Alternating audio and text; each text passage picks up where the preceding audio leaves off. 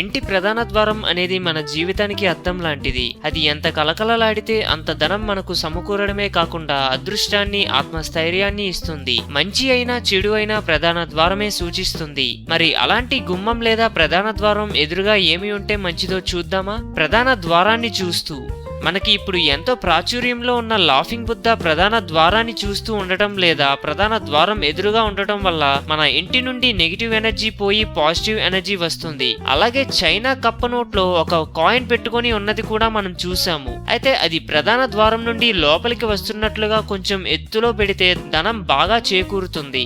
ప్రధాన ద్వారం ఎదురుగా ఒక గాజు గ్లాసులో నీరు నింపి దానిలో నిమ్మకాయ వేసి అది ప్రధాన ద్వారం ఎదురుగా ఉండే టేబుల్ లేదా మరి ఏదైనా స్టాండ్ మీద పెడితే చాలా మంచి ఫలితాలు కలుగుతాయి. హిందూయిజం గురించి మరిన్ని గొప్ప గొప్ప విషయాలను తెలుసుకోవడం కోసం మా ఛానల్ని సబ్స్క్రైబ్ చేయండి. ఈ వీడియో మీకు నచ్చినట్లయితే లైక్ చేయండి, షేర్ చేయండి.